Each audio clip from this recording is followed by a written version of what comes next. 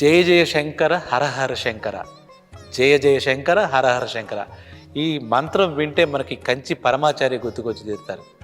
కంచి పరమాచార్య అంటే కంచి పీఠాన్ని, మూలంనాయ పీఠం ముఖ్యమైన పీఠం, దాని ఆదిశంకరాచార్య సుమారు 2500 సంవత్సరాల క్రితం ఆయన దేశవ్యాప్తంగా సనాతన ధర్మాన్ని ప్రబోధిస్తూ, ఆయన సాక్షాత్ శంకరుడు రూపం అంటారు ఆదిశంకరాచార్య అంటే. దక్షిణ దేశంలో కేరళ రాష్ట్రంలో కాలడి అనే గ్రామంలో పుట్టాడు ఆయన ఆదిశంకరాచార్య. అక్కడి నుంచి ఆయన దేశం 4 వైపులా కూడా 4 పీఠాలు పెట్టి మన భారతదేశ విశిష్టత, అద్వైత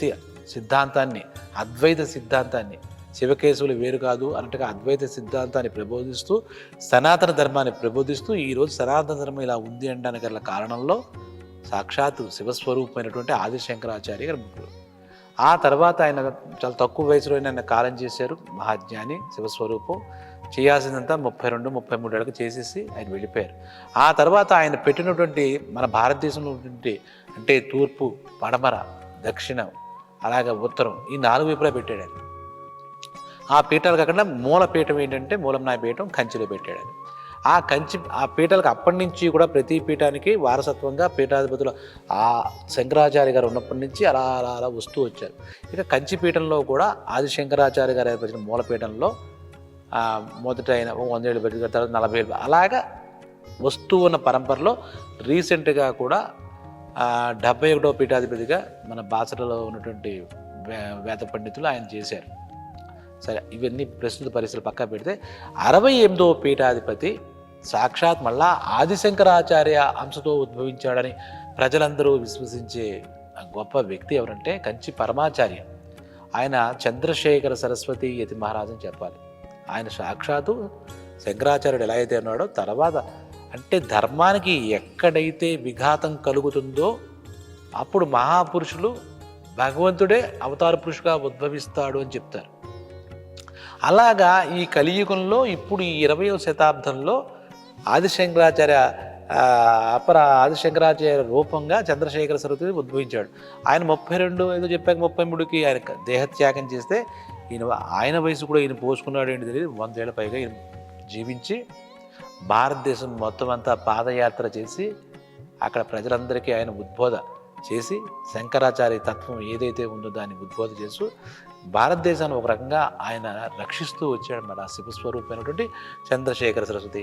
ఆయన భక్తులు, తెలుగు భక్తులంతా ఆ కంచి పరమాచార్యాన్ని పిలుచుకుంటే తమిళనాడు ఆయన పెరియవ అంటారు. ఆయనకి దేశ విదేశాలలో కూడా భక్తులు ఉన్నారు. ఆయనకి భక్తులు ఉన్నారు. ఆయన ఎన్నో మహత్యాలు, ఎన్నో మహిమలు తెలియకుండా మామూలుగానే చేసుకుంటూ వెళ్ళిపోయాడు ఆయన జీవితంలో. చాలా అనుష్ఠానపరుడు. సనాతన ధర్మానికి ఎక్కడా కూడా ఎటువంటి ఇబ్బంది కలగకుండా ఆయన అలా వన్ మ్యాన్ అలా కట్టేసినట్టు కట్టాడు అనమాట ఆ పెరియవ చంద్రశేఖర సరస్వతి మహారాజ్. అదే రకంగా మన కంచి పరమాచార్య. ఆయన గురించి ఎన్నో అనుభవాలు భక్తులు కానీ, అలాగే ఆ పీఠల్లో ఉన్నట్టు పనిచేసిన వాళ్ళు కానీ, ఆ తర్వాత వచ్చిన వాళ్ళు కానీ, ముందు తరాల వాళ్ళు కానీ చాలా చెప్తూ ఉండడం సహజం అనమాట. ఇప్పుడు ఆ కంచి పరమాచార్య ప్రదర్శించిన విభూతులు అనొచ్చు, లీలలు అనొచ్చు. అందులో ఒక విషయం, చాలా ఆశ్చర్యకరమైన విషయం మీకు ఇప్పుడు నేను తెలియజేద్దాం అనుకుంటున్నాను. ఇది తెలుసుకోవాలి. మన భారతదేశం కర్మభూమి, ధర్మభూమి, వేదభూమి. చాలా ఆశ్చర్యంగా అటువంటి ధర్మ పురుషులు, వేద పురుషులు ఉండడం వల్లే మనం ఇలా ఉన్నాం, సుఖంగా ఉన్నాం. మన సనాతన ధర్మంలో బ్యూటీ ఏంటంటే ఎక్కడో ఏదో కాదు, భగవంతుడు మనల్ని ఇలాంటి ఆ పీఠాధిపతులు ఇలాంటి వాళ్ళని ఇచ్చి మన సనాతన ధర్మానికి ఎటువంటి గ్లాని అంటే ఎటువంటి విఘాతం ఏర్పడకుండా, ఇది భగవద్గీతలో కృష్ణ పరమాచార్య చెప్పాడు. ధర్మానికి విఘాతం కలిగినప్పుడు ఖచ్చితంగా భగవంతుడి అంశ రూపంలో ఎవరో కూడా వస్తారు, అక్కడ పరిస్థితులు చక్కబెడతారు. అదే అవతార రహస్యం అంటాడు ఆయన. అలాగా మన కంచి పరమాచార్య వచ్చారని కూడా భక్తులు నమ్ముతారు. ఇంకా ఆ విషయాన్ని పక్కన పెడితే ఆయన ధర్మాన్ని ఎలా ఆచరించారు, ఆయన నడిచే దేవుడు అంటారు ఆయన. ఎందుకంటే మొత్తం ఎక్కడా కూడా జీవితకాలంలో 100 ఏళ్ళు, సుమారు 100 ఏళ్ళు, 100కు పైనే కానీ ఆ కాలంలో ఆయన నడుస్తూనే ఉండేవారు. ఎటువంటి ఆడంబరాలు లేవు. కాషాయం కట్టి నిత్య పూజలు, అనుష్ఠానం, భక్తులకు ఆదర్శవంతంగా. అది కాకుండా వాళ్ళ కష్టాలతో ఎంతోమంది అక్కడికి వచ్చినప్పుడు, కంచి కానీ ఆయన ఎక్కడ ఉంటే అక్కడికి వచ్చినప్పుడు ఆయన మొత్తం తిరుగుతూ ఉండేవారు. వాళ్ళందరికీ కూడా వాళ్ళ సమస్యలను, కష్టాలు సాక్షాత్ భగవంతుడి కిందే. భక్తులకి భగవంతుడు ఎలాగో ఈయన గురువు శిష్యులని భాగంగా చూడక్కలేదు. ఆయన భగవంతుడు, మనం భక్తులుగా చూస్తే అందరికీ కూడా ఆయన ఎన్నో కష్టాల నుంచి ఆయన తొలగించారన్నమాట. వాళ్ళందరికీ ఆయన దేవుడే సాక్షాత్ కంచి పరమాచార్య గారు. సరే, ఇదంతా పక్కన పెడితే ఆయనకి విదేశాల నుంచి కూడా నిత్యం భక్తులు వస్తూ ఉండేవారు. ఆయన అనుష్ఠానాలన్నీ పూర్తయ్యాక భక్తులందరికీ, అదే పీఠనకు వచ్చిన భక్తులందరికీ ఆయన ఆశీస్సులు అందజేసేవారు. అలాగే వాళ్ళ యొక్క మంచి చెడులు అన్నీ పలకరించి పరామర్శించి, వాళ్ళకైనా కష్టాలు ఉంటే మాట సాయం, అవసరమైతే మూట సాయం, వాళ్ళకి కావాల్సిన దాని అన్నింటికి ఆధ్యాత్మికంగా ఎందరో ఎదగడానికి దోహదం చేస్తూ, ఎంతోమందికి మంత్రాలు ఇస్తూ, ఎంతోమంది లౌకికమైన జనం కూడా వస్తుంటారు కదా, వాళ్ళ కోరికలకి ఏంటి అని అడిగి దానికి ఒక వివరణ ఇచ్చి అవి స్మూత్గా వాళ్ళ జీవన విధానం వెళ్ళేటట్టుగా పరమాచార్య నడిచే దేవుడు. అందుకే దేవుడు అన్నట్టు అనమాట. అంటే మనం దేవుడు ఎలాగో చూడలేం, ఆయన రూపమైనటువంటి ఈయన నడుస్తున్నటువంటి దేవుడు, ఎందుకంటే చిల్ల రూపంలో ఉంటాడు కదా మామూలుగా. ఈయన నడిచే దేవుడు మన కంచి పరమాచార్య పెరియవ. సరే, ఒక్కసారి ఫారిన్ కంట్రీస్ నుంచి ఆయన రెగ్యులర్గా వచ్చి చూడేవారు. మన ఆధ్యాత్మిక పురుషులు అందరి దగ్గరికి కూడా ఫారిన్ నుంచి భక్తులు, ఎందుకంటే వాళ్ళు తెలుసుకోవాలి, భారతీయత గురించి తెలుసుకోవాలి, ఆ భారతదేశంలో ఉన్న ఆధ్యాత్మికత గురించి తెలుసుకోవాలని చెప్పి అక్కడ మనము అరుణాచలంలో ఉన్న రమణ మహర్షి ఆశ్రమం కానీ, అలా కాశీలో ఉండే చాలామంది కరపత్ర మహారాజు లాంటి వాళ్ళు గొప్ప వాళ్ళ దగ్గర నుంచి కానీ, ఇలా మెహర్ బాబా, పూనాలో ఉన్న మెహర్ బాబా కానీ, ఇలాంటి ఆధ్యాత్మిక పురుషులను దర్శించడానికి ఎంతోమంది ఆధ్యాత్మిక పురుషులు నేను చెప్పింది, అలాగే మన కంచి పరమాచార్యాన్ని దర్శించడం కానీ, ఎంతోమంది సత్య సాయిబాబా గారి దగ్గర, పుట్టపర్తి సత్య సాయిబాబా గారి దగ్గర రావడం కానీ, ఎంతో ఆధ్యాత్మిక పురుషులు వస్తూ వెళ్తూ ఉన్నారు. అంటే అలాగే డెహ్రాడూన్లో ఉండే నిరంకారి బాబా అని చెప్పి ఆయన హనుమ స్వరూపం అంటారు. ఇలాంటి మహాపురుషులు, అవతార పురుషులు అయోధ్యలో ఎంతోమంది ఉన్నారు మనకు కనపడే.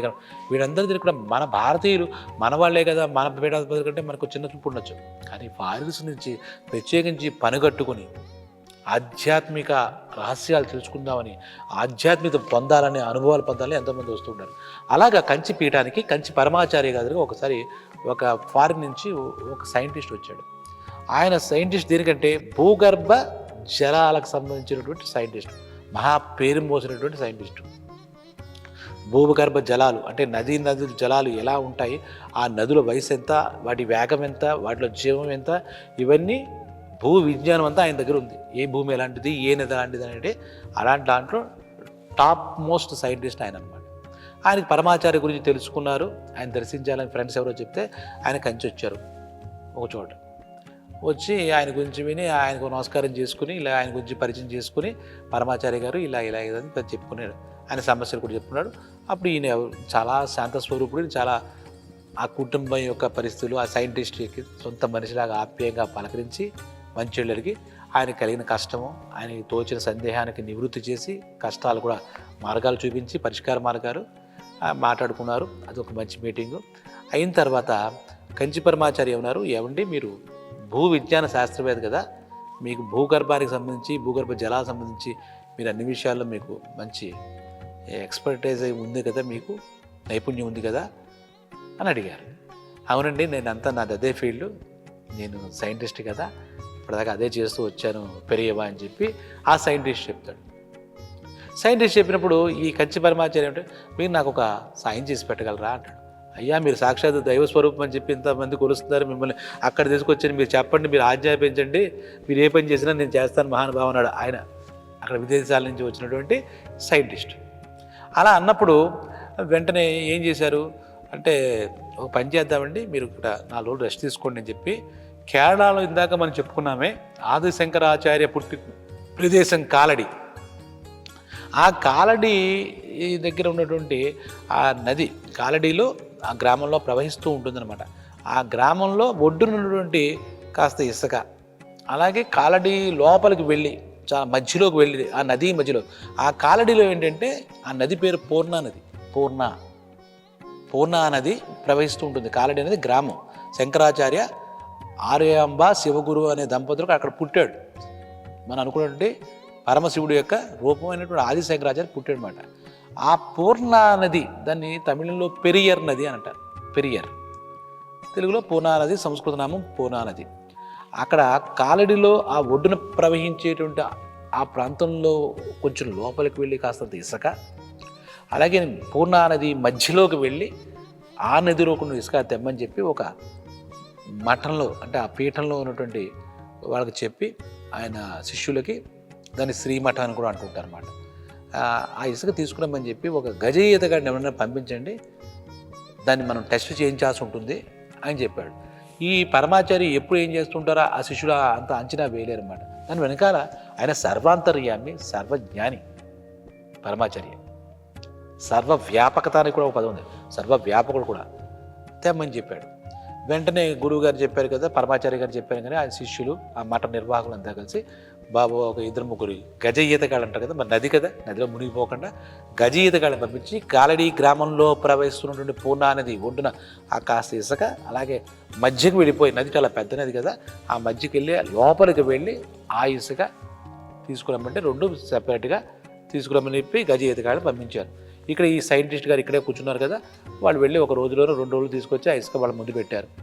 ఎరా అబ్బాయి, ఈ కాలడీ గ్రామంలో ఒడ్డున ఉన్న ఇసుక ఏదండి, ఇదిగండి ప్యాకెట్, దీని మీ పేరు కూడా రాసాం, ఇది మధ్యలో పూర్ణా నది మధ్యలో నుంచి తెమ్మన్నటువంటి ఇసుక ఇది మహాప్రభు అని చెప్పి గజ ఈతగాళ్ళు ఆశీర్వచనం తీసుకుని వాళ్ళు వెళ్ళిపోయారు. శిష్యులకి ఏం అర్థం కాలే. ఇప్పుడు చెప్తుంటే మీకు ఏం అర్థం కాదు కదా, అసలు విషయం జరిగిపోతే అర్థం కాకపోయేసరికి స్వామి తెచ్చారు ఈతగాళ్ళని అక్కడ ఆడబెట్టారు. సైంటిస్ట్ గారిని పిలిచారు. స్వామి మీరు ఒక పని చేయాలని అడిగాను కదా, ఇక్కడ 2 ఇసుక పొట్లాలు ఉన్నాయి కదా, ఈ ఇసుకని మీరు పరిశీలించి పరీక్షించి దీని యొక్క వయసు ఎంత అంటే, వాళ్ళ శాస్త్రం ప్రకారం ఏ చెట్టుకి ఎంత వయసు, ఏ రాయికి ఎంత వయసు, ఏ కొండకి ఎంత వయసు, ఇవన్నీ కూడా ఎన్నో వాళ్ళు చదువుకున్న విద్యను బట్టి చెప్పగలరు అన్నమాట. భూ విజ్ఞాన శాస్త్రవేత్తలు వాళ్ళు. వెంటనే తప్పకుండా గురుగారు, ఇది కొంచెం మా ల్యాబ్స్ అవి ఉన్నాయి కదా, ఆ ల్యాబ్లు తీసుకెళ్ళి ఇసుకను నేను మీకు పరీక్షించి తీసుకొస్తానని చెప్పి ఆయన అప్పటికప్పుడు మద్రాసు వెళ్ళి, మద్రాసులో దానికి సంబంధించిన టెస్టింగ్ చేయడానికి ల్యాబ్స్ ఉంటే తీసుకొచ్చి ఆయన టెస్ట్ చేసి ఆయన పద్ధతిలో ఆయన అసిస్టెంట్స్ కూడా వచ్చి ఉంటారు, మొత్తం టెస్ట్ చేసి మళ్ళీ 2 రోజుల్లో రిపోర్ట్ తీసుకొస్తానని చెప్పి వచ్చాడు. వచ్చిన వెంటనే ఏం జరిగింది అద్భుతం, మీరు మొట్టమొదటి ఇచ్చారు కదా పొట్టలో, ఇందులో ఉన్న ఇసుకను బట్టి చూస్తే ఇది 2500 సంవత్సరాలకు సంబంధించినటువంటి ఇసుక. 2500 నుంచి అక్కడ నది ఉందని అనుకోవచ్చు. ఇంకోటి ఇచ్చారు కదా, దీనికి ఈ మధ్యలో నది ఇసుక ఉంది కదా, ఈ నది ఆయన పేరు కూడా చెప్పలే, ఈ ఇసుక సుమారు 1,00,000 సంవత్సరాల పైనుంచి కూడా ఉండొచ్చండి. దీనికి 1,00,000 సంవత్సరాలు అదే నది, మధ్యలో నదికి ఇది 2500 సంవత్సరాలు. దీనికి ఏమిట్రా అంటే అప్పుడు ఆయన నివృత్తి చేస్తాడనమాట.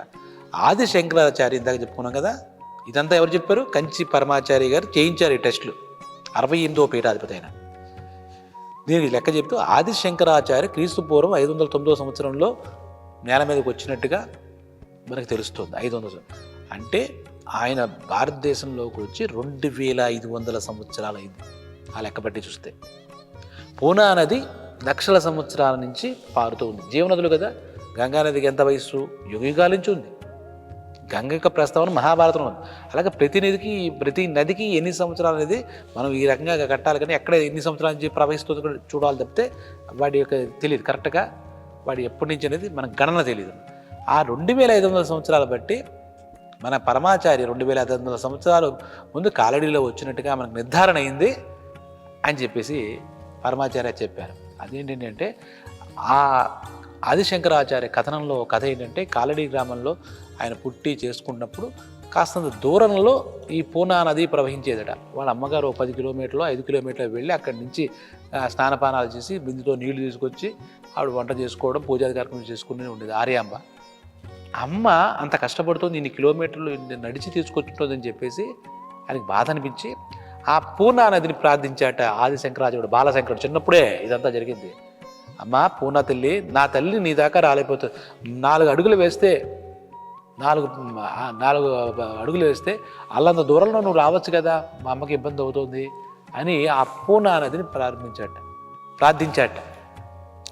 వెంటనే మన ఆదిశంకరాచార్య యొక్క ప్రార్థనను మన్నించి అక్కడి నుంచి ఆ పూర్ణా నది 10 కిలోమీటర్లు అనుకున్నాం కదా సుమారుగా, కరెక్ట్గా మనకు తెలియదు, అక్కడి నుంచి వీళ్ళ ఇంటి ముందు దాకా ఆ పూర్ణా నది ఈ ఊరి ఇక్కడ దాకా అంటే నడిచి వెళ్ళే దూరం, ఓ పర్లాంగ దూరం అనుకుందాం, వచ్చేసిందట నది. అందుకే అలా వచ్చింది కాబట్టి ఎప్పుడు ఆదిశంకరాచార్యకి ఇప్పుడు ఎన్నాళ్ళు అయింది అనుకున్నాం, సుమారుగా 2500. అందుకే ఆయన ఇంటి ముందుకి ఆ ఊర్లోకి వచ్చిన ఇసుక వయసు ఎంత, 2500 సంవత్సరాలని చెప్పి ఈ భూగర్భ శాస్త్రవేత్త చెప్పాడు. మరి పూర్ణా నది ఎప్పటి నుంచి ఉంది, 1,00,000 సంవత్సరాల పైనే అయి ఉంటుందండి అని చెప్పాడు. అంటే ఆదిశంకరాచార్య చేసినటువంటి ఆ విభూతి అంటే ఆ మహిమ మనం అర్థం చేసుకోరుగా. వీళ్ళ ఊరిలో కాలడిలో ఆర్యాంబ అంటే శంకరాచార్య ఇప్పుడు ఉంది కాలడిలో, మనం వెళ్తే అక్కడ చూడొచ్చు. కేరళ ఉంటే ఆయన ఇల్లు అలాగే ఉంది, ఆ పూర్ణానది అలాగే ఉంది, ఇందులో కట్టుకథలు ఏం లేవు. అంటే ఆయన 2500 సంవత్సరాల క్రితం వచ్చాడు కాబట్టి సుమారుగా అక్కడ పారుతున్న నదికి 2500 సంవత్సరాలు కాబట్టి కాలడిలో ఆది శంకరాచార్య ఇంటి ముందు ఉన్నదానికి 2500 సంవత్సరాలు, పూర్ణ నదికి 1,00,000 సంవత్సరాలు. అది ఒక సైంటిఫిక్గా కూడా నిర్ధారితో ఇవేమో కట్టుకథలు ఆది శంకరాచార్య ఇలా రమ్మంటే ఇలా వచ్చేసిందట నది అని అనుకునే ఒక మూర్ఖులకి, హేతువాదులకి, నాస్తికులకి సైంటిఫిక్గా ఒక విదేశాల నుంచి బాగా చదువుకునే టాప్ మోస్ట్ సైంటిస్ట్ ద్వారా రీసెర్చ్ చేయించి ఇదిగో దీని రిపోర్ట్ ఇది అని చెప్పి ఆ పరమాచార్య మన యొక్క ఔన్నత్యం ఆదిశంకరాచార్య యొక్క గొప్పతనం కూడా చెప్పాడన్నమాట. మన భారతదేశంలో ఇది చెప్తుంటే మీకు ఇంకో విషయం గురి వస్తుంది. కంచి పరమాచార్య మహానుభావుడు. మనం మహాభారతం చదివినప్పుడు కూడా ఆయన మహాభారతం గోదావరి నది ఒడ్డున వ్యాస మహర్షి కూర్చుని ఆయన చెబుతూ ఉంటే అనర్గళంగా అక్కడ ఆయన చెప్పే స్పీడ్కి ఎవరో రాసుకోలేరు కాబట్టి గణపతి మహాగణపతి నేను రాస్తానని చెప్పి రావడం, ఆయన దంతాన్ని విరిచి ఆయన చెప్తూ ఉండడం, ఆయన రాస్తూ ఉండడం జరుగుతూ ఉండేదట. ఇక్కడ మన బాసరలో ఇది ఒక జానపదాల్లో ఉన్నటువంటి కథ. ఇక్కడ రాశారా అక్కడ రాసిన ఒక జానపదంలో ఉన్నటువంటి కథను మీకు గుర్తొచ్చి చెప్తాను. దీనికి సందర్భంగా దీనికి సంబంధం ఉంది కాబట్టి మన పరమాచార్య, శంకరాచార్య, కారడి, పూర్ణ నదికి దీనికి సంబంధం ఉంది కాబట్టి చెప్తున్నాను. మన భారతదేశంలో ఎటువంటి మహానుపురుషులు పుట్టారు, మహానుభావులు పుట్టారు. ఆ వ్యాస మహర్షి అంటే సాక్షాత్ విష్ణుమూర్తి యొక్క అంశ, వైశంపాయనుడు అంటారు. అప్పుడు ఈ రాస్తున్నప్పుడు ఆ గోదావరి తీరంలో కూర్చున్నారు వీళ్ళు. అంటే గుడి పక్కనే గోదావరి ఉండేదట. ఇప్పుడు సరస్వతీదేవి గుడి ఉంది కదా బాసర, ఆ గుడి పక్కన కూర్చొని రాసుకుంటూ ఉంటే ఈ గోదావరి నది యొక్క శబ్దం, అలల శబ్దం ఉంటుంది కదా, ఆ ఘోష, గోదావరి యొక్క ఘోష ఈయనకి వినపడుతూ వీళ్ళిద్దరిని డిస్టర్బ్ చేస్తుంది. అంటే అంత తపస్సంపన్నులా తపస్సు చేసినట్టుగా రాశారు. వెంటనే ఆయన చూసి ఆ గోదావరి మాతని అలా వెళ్ళు, ఇంకా మాకు డిస్టర్బ్ అవుతుంది అని చెప్పాడు. అందుకే ఇప్పుడు బాసరలో అంతకు ముందు దాకా, ఈ మహాభారతానికి ముందు దాకా ఆ సరస్వతి అమ్మవారి సన్నిధిలో అలాగా ప్రవహించే ఈ గోదావరి నది ఎప్పుడైతే ఈ వ్యాస మహర్షి చెప్పాడో ఆ గోదావరి ఒక 3 కిలోమీటర్లు ఎంతో ఇప్పుడు కూడా దూరంగా ఉంటుంది, మన బాసర చూడవచ్చు.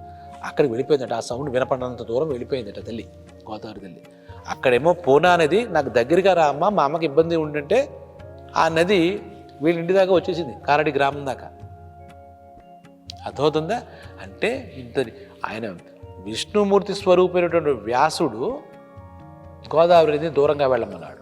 శివస్వరూపమైనటువంటి ఆదిశంకరాచార్య దూరంగా ఉన్న పూర్ణాలని తనకి తల్లికి ఇబ్బంది కలగకూడదు, ఇక్కడ రమ్మన్నాడు అనమాట. అంటే ఇది ఎందుకు చెప్తున్నానంటే ఇంతటి మహానుభావులు ఉన్నారు అని చెప్తూ ఉంటే ఆదిశంకరాచార్య యొక్క ఆ శక్తి ఏమిటి అనేది మనకు ఒక రూపంలో చెప్పాలని మరి కంచి పరమాచార్యకి ఈ ఆలోచన ఎలా వచ్చిందో, ఆయన ఆదిశంకరాచార్య నది ఆ ఇంటి ముందు పరారి నది 2500 సంవత్సరాలు, పూనా నదికి 1,00,000 సంవత్సరాల పైగా ఉందని చెప్పి ఒక విదేశాల నుంచి వచ్చినటువంటి ఒక సైంటిస్టు ఇది రాశారన్నమాట. ద్వారా తెలియజేశాడు మనకి ప్రపంచానికి. పరమాచార్య యొక్క లీలలు అనేకం అన్నమాట. ఇప్పుడు ఇవన్నీ మనం క్రియేట్ చేసి కొత్తగా చేయాల్సింది ఏం లేదు, వాళ్ళు దైవ స్వరూపాలే. ఇందాక చెప్పాం కదా, పరమశివుడు యొక్క అవతారం ఆదిశంకరాచార్య అయితే ఆదిశంకరాచార్య పీఠాన్ని అందులో వచ్చినటువంటి పీఠాధిపతులంతా కూడా శివస్వరూపులే. కాదే ప్రత్యేకించి 68వ అవతారం చంద్రశేఖరేంద్ర సరస్వతి వారు అంటే పరమాచార్య పెరియవ, ఇంకా ఆయన అద్భుతాలు సాక్షాత్ మళ్ళీ ఆయన ఆదిశంకరాచార్యుడు ఆ రూపంలో వచ్చారని భక్తులు, పీఠవాసులు అందరి యొక్క నమ్మకం అన్నమాట. ఇటువంటి లీలలు అనేక ఉన్నాయి.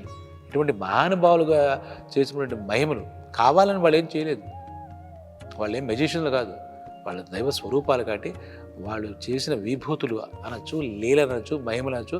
మన మానవాళికి ప్రపంచం అంతా, విశ్వం అంతా కూడా సుఖశాంతులతో ఉండాలి, విశ్వశాంతి కోరి నిత్యం తపస్సంపులైనటువంటి ఆ పరమాచార్య లాంటి వాళ్ళు ఇప్పటికి కూడా భక్తుల ప్రకారం ఆయన స్వర్గస్థులైనప్పటికీ, ఆయన అంటే శివప్రాప్తి పొందినప్పటికీ, కైవల్య ప్రాప్తి ఎప్పుడు కూడా ఆయన భక్తులందరికీ కూడా ఆయన స్వప్నంలో కనబడి వాళ్ళ సమస్యలు తీరుస్తాడు, కష్టాలు తీరుస్తాడు, వాళ్ళకి మార్గనిర్దేశనం చేస్తాడు, అందరూ నమ్ముతూ ఉంటారు అనమాట.